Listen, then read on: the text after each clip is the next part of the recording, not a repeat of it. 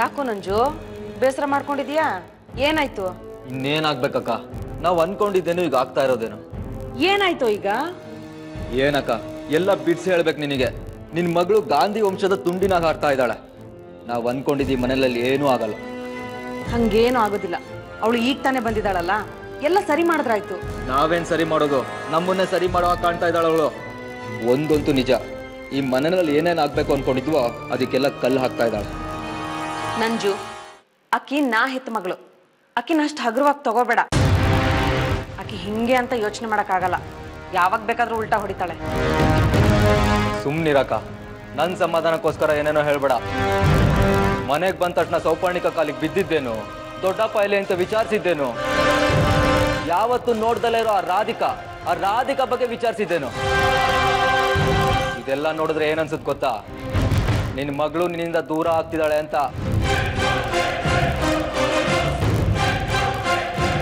ಈ ಮನೆಯಲ್ಲಿ ನಾವಿಬ್ಬರೇ ಆದ್ರೆ ಏನು ಕಿತ್ ಗುಡ್ಡೆ ಹಾಕಕ್ಕಾಗಲ್ಲ.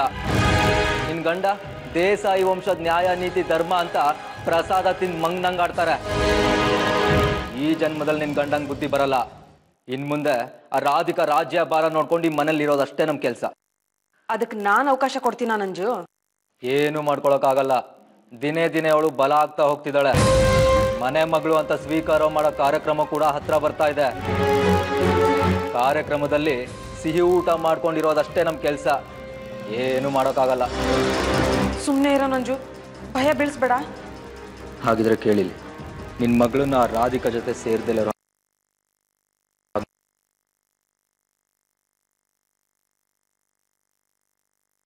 ಹೋಗ್ಬೇಡ ಅಂತ ಹೇಳ್ತೀನಿ ಅವಳಿಗೆ. ನಿನ್ ಮಾತು ಕೇಳ್ತಾಳೆ ಅನ್ಕೊಂಡಿದ್ಯಾ? ಈಗಾಗ್ಲೇ ಅವಳ ಜೊತೆ ದೊಡ್ಡ ಮಟ್ಟದ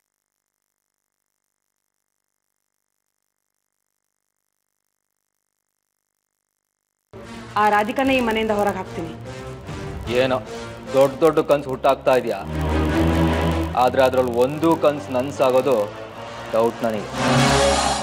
ಏನೋ ಸ್ವಲ್ಪ ದಿನ ನನ್ನಿಂದ ದೂರ ಇದ್ಲಲ್ಲ, ಅದಕ್ಕೆ ಸ್ವಲ್ಪ ಬದಲಾಗಿರ್ಬೇಕು. ಅವಳನ್ನ ನಾನು ಸರಿ ಮಾಡ್ತೀನಿ ಬಿಡು. ಮಗಳಿಗೆ ಮದ್ವೆ ಗಿದ್ವೆ ಮಾಡೋ ಪ್ಲಾನ್ ಇದೆಯೋ ಹೇಗೆ? ಈಗ ಯಾಕೋ ಆ ವಿಷಯ? ಈಗ ತಾನೇ ಓದ್ಕೊಂಡ್ ಬಂದಿದ್ದಾಳೆ, ಒಂದ್ ಒಳ್ಳೆ ಕಡೆ ಕೆಲ್ಸಕ್ಕೆ ಹೋಗ್ತಾಳೆ ಬಿಡು. ಆಮೇಲೆ ಮದ್ವೆ ಬಗ್ಗೆ ಯೋಚನೆ ಮಾಡಿದ್ರಾಯ್ತು. ಹೆಂಗು ನೀನ್ ಇದೆಯಲ್ಲ.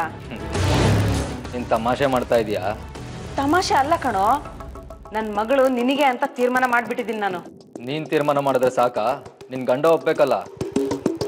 ಒಪ್ದೆ ಏನ್ ಮಾಡ್ತಾರೋ? ನನ್ ತಮ್ಮ ಯಾವ್ದ್ರಲ್ಲಿ ಕಡಿಮೆ ಆಗಿದ್ದಾನೆ? ಸಿನಿಮಾ ರೌಡಿ ತರ ಇದ್ದಾನೆ. ಏನು ಹೊಗಳುತ್ತಿದೆಯೋ ತೆಗಳುತ್ತಿದೆಯೋ ಒಂದು ಗೊತ್ತಾಗ್ತಿಲ್ಲ. ಸರಿ ಹೇಳಿದ್ಯಾ, ಅದನ್ನ ನೆನ್ಪಿಟ್ಕೋ ಅಷ್ಟೇ. ಇನ್ ಮುಂದೆ ರಾಧಿಕಾ ಜೊತೆ ನಿನ್ ಮಗಳು ಸೇರ್ದಲ್ಲ ಹಾಗೆ ನೋಡ್ಕೋ. ಸೇರೋದಕ್ಕೆ ನಾನ್ ಬಿಡೋದಿಲ್ಲ ನಂಜು, ನೀನ್ ಏನು ಯೋಚನೆ ಮಾಡ್ಬೇಡ. ರಾಧಿಕಾನ ಹತ್ರ ಹೋಗ್ಬೇಡ ಅಂತ ನಾನ್ ನನ್ನ ಮಗಳಿಗೆ ಬುದ್ಧಿ ಹೇಳ್ತೀನಿ. ನೀನ್ ನೆಮ್ಮದಿಯಾಗಿ ನಿದ್ದೆ ಮಾಡು.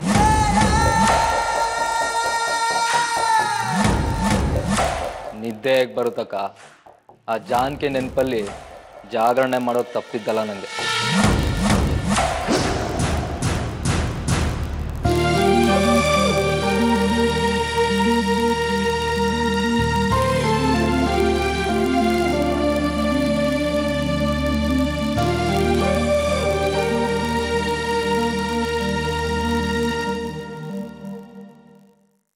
ದೊಡ್ಡಮ್ಮ ಹೇಳ್ದಾಗೆ ಇದೆಯಾ ರಾಧಿಕಾ?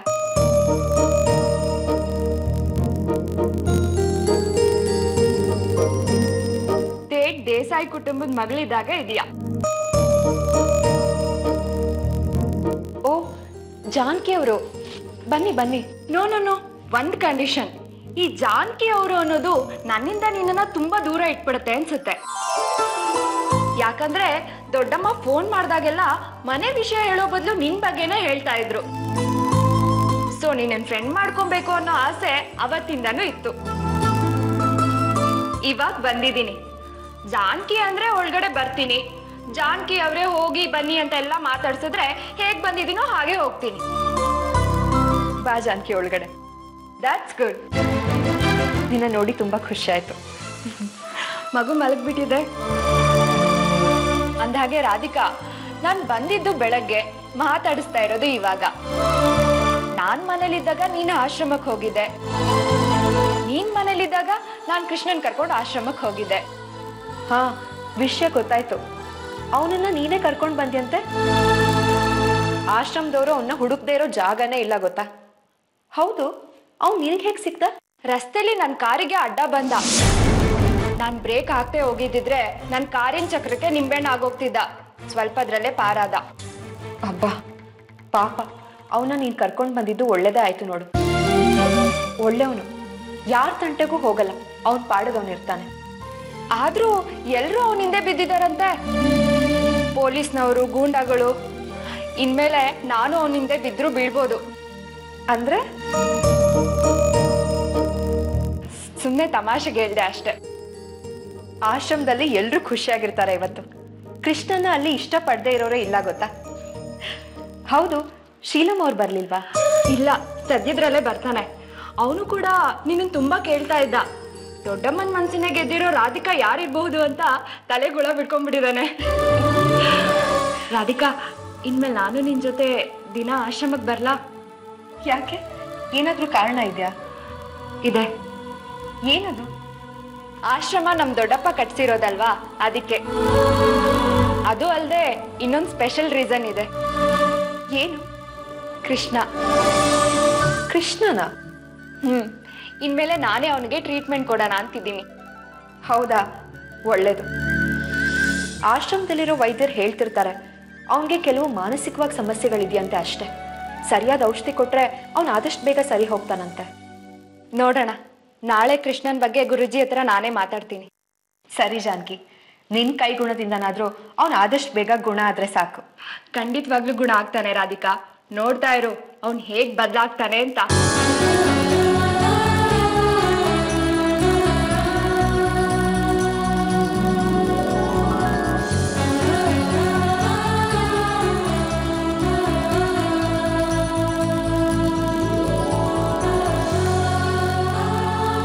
ರಾಧಿಕಾ, ನಾನು ನಿನ್ ಜೊತೆ ಆಶ್ರಮಕ್ಕೆ ಬರ್ತೀನಿ.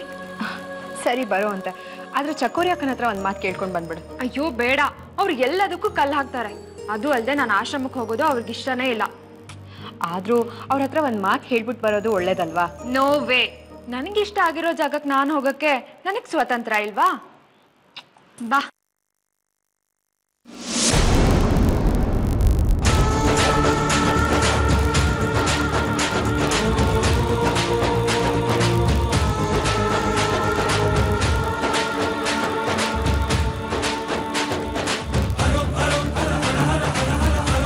ಮನೆಯಲ್ಲೇ ಇರೋ ಅಂತ ಹೇಳ್ದ ತಾನೆ? ಅಮ್ಮ, ಇದು ಕೃಷ್ಣನ್ ಸಂಬಂಧಪಟ್ಟಿರೋ ಫೈಲು. ಇದನ್ನ ರಾತ್ರಿ ನೀನ್ ಈ ಮನೆಗ್ ಬಂದಿದ್ದು ಹುಚ್ಚು ಸಾವಾಸ ಮಾಡಕ್ಕಲ್ಲ. ಆಶ್ರಮಕ್ಕೆ ಏನಾದ್ರು ಹೋದ್ರೆ ಕಾಲ್ ಮುರಿದಾಕ್ತೀನಿ. ಡಾಕ್ಟರ್ ಆಗಮ್ಮ ಅಂದ್ರೆ ಇಲ್ಲ, ಆಶ್ರಮದಲ್ಲಿ ಸೇವಿಕಾಗಿ ಕೆಲಸ ಮಾಡಕ್ ಹೋಗ್ತೀನಿ ಅಂತಲ್ಲ, ನಾಚಿಕೆ ಆಗೋದಿಲ್ಲ?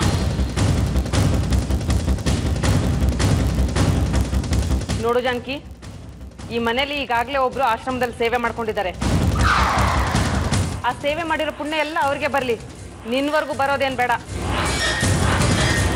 ನೀನು ಸುಮ್ಮನೆ ಮನೇಲೆ ಬಿದ್ದಿರು. ಅಮ್ಮ, ನೀನ್ ಯಾವ ವಿಷಯಕ್ಕೆ ಇಷ್ಟೊಂದು ಆತಂಕ ಪಡ್ತಿದ್ಯಾ ಅಂತ ನಂಗೆ ಚೆನ್ನಾಗಿ ಗೊತ್ತು. ಅದು ಅಲ್ಲದೆ ನೀನ್ ಸುಮ್ಮನೆ ಇಷ್ಟೊಂದು ಆತಂಕ ಪಡೋಳಲ್ಲ. ಯಾರು? ಆ ನಂಜುಗುಡಿ ಹೇಳ್ಕೊಟ್ನಾ? ಅವನ್ಯಾಕೆ ಹೇಳ್ಬೇಕು? ನನ್ಗೇನು ಅರ್ಥ ಆಗಲ್ವಾ? ನಿನಗೆ ಅಷ್ಟೊಂದು ಯೋಚನೆ ಮಾಡೋ ಶಕ್ತಿ ಇಲ್ಲ ಅಂತ ನಂಗೆ ಚೆನ್ನಾಗಿ ಗೊತ್ತಮ್ಮ. ಖಂಡಿತ ಇದು ಆ ನಂಜುಗುಡಿ ಪ್ರಭಾವನೆ.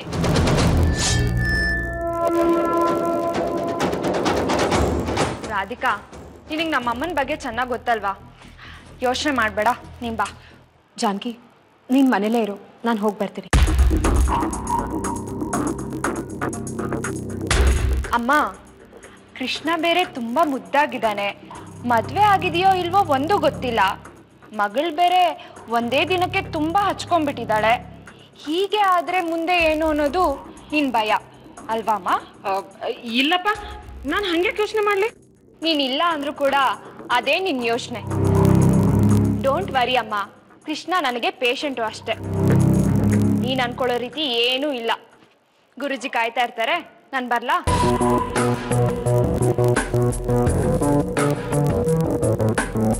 ಅಮ್ಮ, ಮನಸ್ಸು ಮಂಗ ಅಂತಾರೆ, ಹೇಳಿದ್ದನ್ನ ಕೇಳೋದೇ ಇಲ್ಲ. ಕೃಷ್ಣ ನನಗೆ ಬರೀ ಪೇಷಂಟ್ ಅಂತ ಹೇಳಿದ್ದೆ, ಆದ್ರೆ ಇವಾಗ ಯಾಕೋ ನನ್ನ ಮಾತ್ ಮೇಲೆ ನನಗೆ ನಂಬಿಕೆ ಬರ್ತಾ ಇಲ್ಲ.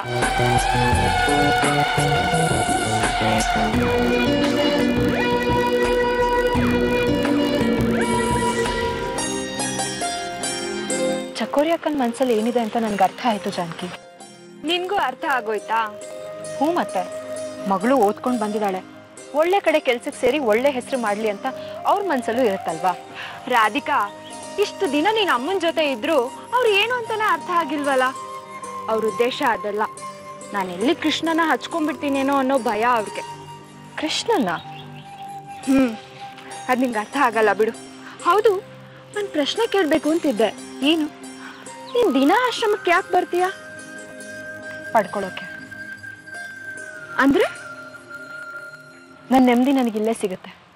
ಅದು ಅಲ್ಲದೆ ನಾನು ಕಳ್ಕೊಂಡಿದ್ದೆಲ್ಲ ನನಗಿಲ್ಲೇ ಸಿಗುತ್ತೆ ಅನ್ನೋ ನಂಬಿಕೆ ಮೇಲೆ ಇಲ್ಲಿಗೆ ಬರ್ತಿದ್ದೀನಿ. ರಾಧಿಕಾ ಅವ್ರಿಗೆ ಅದು ಖಂಡಿತ ಸಿಗುತ್ತೆ.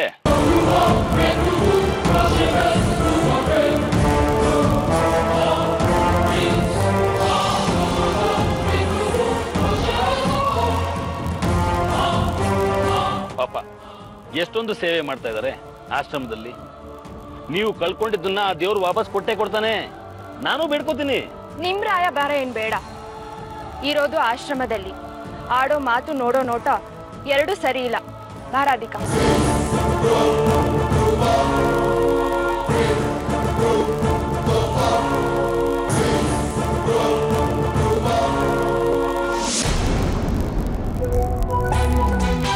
ರಾಧಿಕಾ, ನಿನ್ನೆ ಕೃಷ್ಣನ್ ಬಿಡಕ್ ಬಂದಾಗ್ಲೇ ಆ ವ್ಯಕ್ತಿನ ನಾನು ನೋಡ್ದೆ. ಒಬ್ಬ ಸೈಕಿಯಾಟ್ರಿಕ್ ಸ್ಟೂಡೆಂಟ್ ಆಗಿ ಒಬ್ಬ ವ್ಯಕ್ತಿ ನೋಡೋ ನೋಟದಲ್ಲೇ ಅವನೇನು ಅನ್ನೋದು ಚೆನ್ನಾಗಿ ಅರ್ಥ ಆಗುತ್ತೆ. ಅವ್ನು ಸರಿ ಇಲ್ಲ. ಇನ್ಮೇಲೆ ಅವನ ಸುದ್ದಿ ಹೋಗೋದು ಬೇಡ. ಸರಿ ಜಾನಕಿ. ಸರಿ, ಬಾ ಕೃಷ್ಣ ನೋಡೋಣ. ಜಾನಕಿ, ನಾನೊಂದು ಸ್ವಲ್ಪ ಔಷಧಿ ಮಾಡಿಟ್ಟು ಬರ್ತೀನಿ, ನೀನು ಹೋಗಿರು. ಅದಕ್ಕೆ ಇನ್ನೂ ತುಂಬಾ ಟೈಮ್ ಇದೆ, ಬಾ.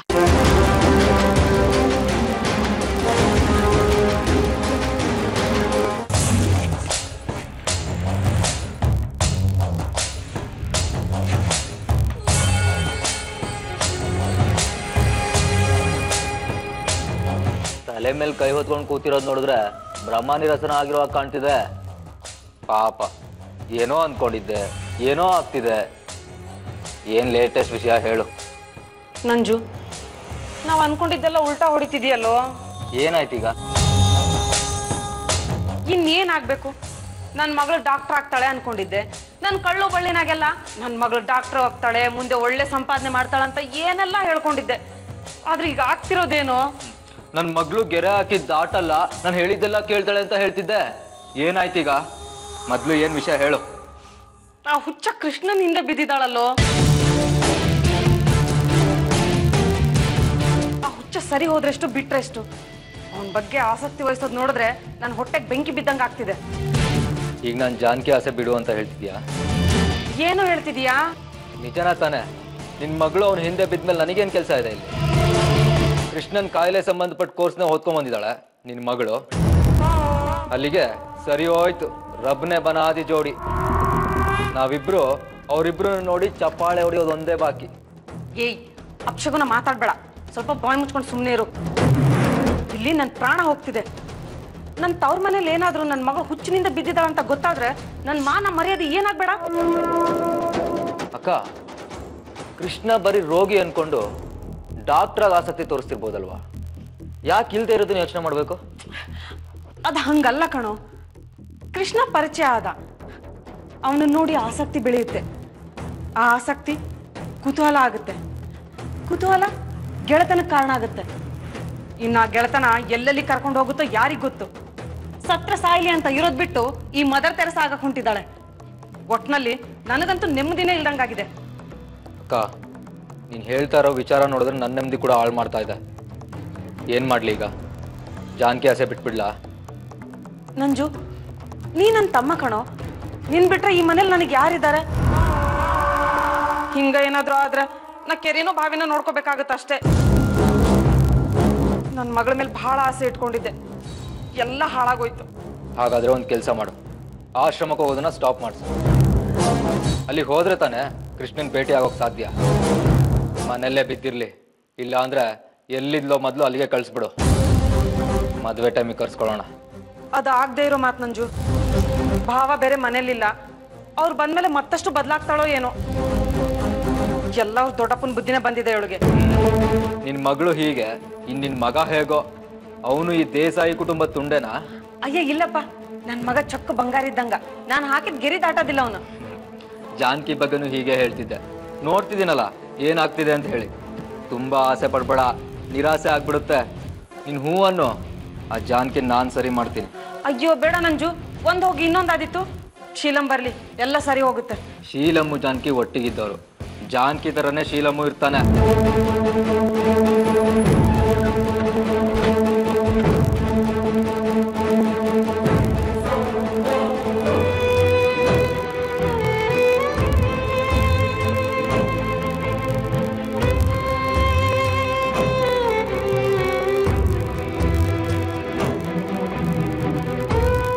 ಕೃಷ್ಣಂಗೆ ಆಶ್ರಮದ ಕಡೆಯಿಂದ ಏನಾದರೂ ಔಷಧಿ ಕೊಟ್ಟಿದ್ರಾ? ಇಲ್ಲ, ನಾವೇನೂ ಕೊಟ್ಟಿಲ್ಲ. ನೀವು ಬರೋದನ್ನೇ ಕಾಯ್ತಾ ಇದ್ವಿ. ರಾಧಿಕಾ, ನೀನು ಕೃಷ್ಣನ ಹತ್ರ ಹೋಗಿರು, ನಾನು ಇವ್ರ ಹತ್ರ ವಿಚಾರಿಸ್ಕೊಂಡ್ ಬರ್ತೀನಿ. ಸರಿ.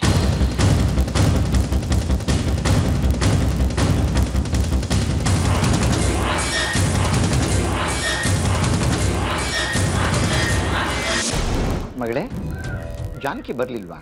ಬಂದಿದ್ದಾಳೆ ಗುರುಜಿ. ಭಾಗ್ಯನ ಹತ್ರ ಕೃಷ್ಣನ್ ಬಗ್ಗೆ ವಿಚಾರಿಸ್ತಾ ಇದ್ದಾಳೆ. ಅವಳು ಹೇಳೋ ಪ್ರಕಾರ ಕೃಷ್ಣನ್ಗೆ ಔಷಧಿ ಉಪಚಾರಗಳಿಗಿಂತ ಅವನ ಜೊತೆ ಆತ್ಮೀಯವಾಗಿ ನಡ್ಕೊಂಡ್ರೆ ಅವನ ಮನಸ್ಸಿನ ಮೇಲೆ ತುಂಬಾ ಪರಿಣಾಮ ಬೀರುತ್ತಂತೆ. ಅದರಿಂದಾಗಿ ಅವನು ಆದಷ್ಟು ಬೇಗ ಗುಣ ಆಗ್ತಾನಂತೆ. ಸರಿ, ಹಾಗಾದ್ರೆ ಕೃಷ್ಣನೋತ್ಸವರಿನ ಜಾನಕಿಗೆ ವಹಿಸ್ಬಿಡೋಣ. ಸರಿ ಗುರುಜಿ. ಗುರುಜಿ, ಕೃಷ್ಣನ್ ಫೈಲು ರಾತ್ರಿ ಎಲ್ಲ ಕುತ್ಕೊಂಡು ಚೆನ್ನಾಗಿ ಸ್ಟಡಿ ಮಾಡಿದ್ದೀನಿ. ಆದಷ್ಟು ಬೇಗ ಕೃಷ್ಣನ ವಾಸಿ ಮಾಡೋಣ. ಸರಿ ಅಮ್ಮ, ಒಳ್ಳೇದಾಗಲಿ. ಹೋಗಿ ಕೃಷ್ಣನ್ ನೋಡಿ. ಬಾ ರಾಧಿಕಾ.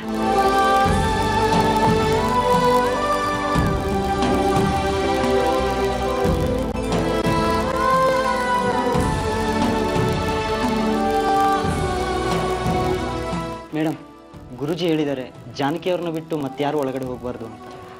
ರಾಧಿಕಾ ಕೃಷ್ಣನ್ ಟ್ರೀಟ್ಮೆಂಟ್ಗೆ ಹೆಲ್ಪ್ ಮಾಡ್ತಾಳೆ, ಅವಳು ಬರ್ಬೋದಲ್ವಾ? ಬೇಡ ಮೇಡಮ್, ನೀವೊಬ್ಬರೇ ಹೋಗಿ. ಪರವಾಗಿಲ್ಲ ಜಾನಕಿ, ನೀನು ಹೋಗ್ಬಾ, ನಾನು ಇಲ್ಲೇ ಕೂತಿರ್ತೀನಿ.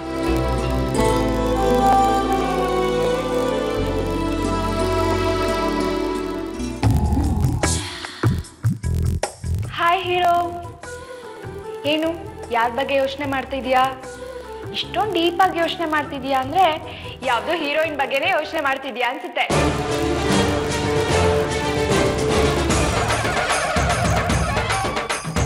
ಇಷ್ಟೊಂದು ಮುನ್ಮುದ್ದಾಗಿದ್ಯಾ ಅಂದ್ಮೇಲೆ ಲವ್ವರ್ ಇಲ್ಲ ಅಂದ್ರೆ ನಂಬಕ್ಕಾಗತ್ತಾ? ಹೌದು, ನಿನ್ ಹುಡುಗಿ ಹೆಸರೇನು?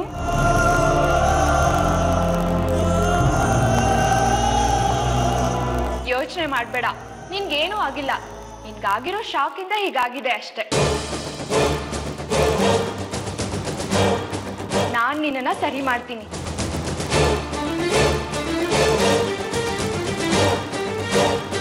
ರಾಧಿಕಾ, ಗುರುಜಿ ಹೇಳಿದ್ರು ಶಾಂತನಿಗೆ ಔಷಧಿ ರೆಡಿ ಮಾಡ್ಬೇಕಂತೆ. ಬಾ ಹೋಗೋಣ.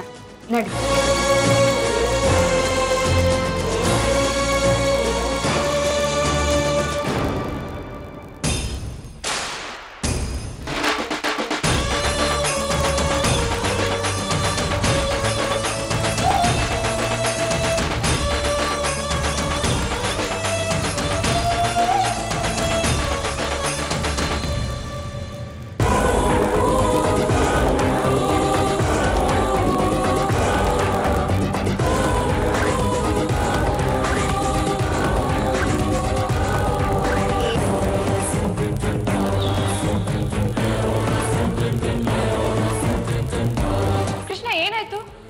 ಏನಾಯ್ತು ಕೃಷ್ಣ?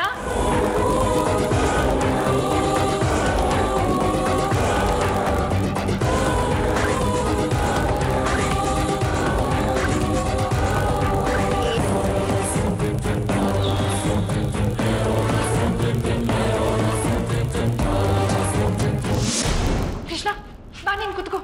ಬಾ, ಕುತ್ಕೋ.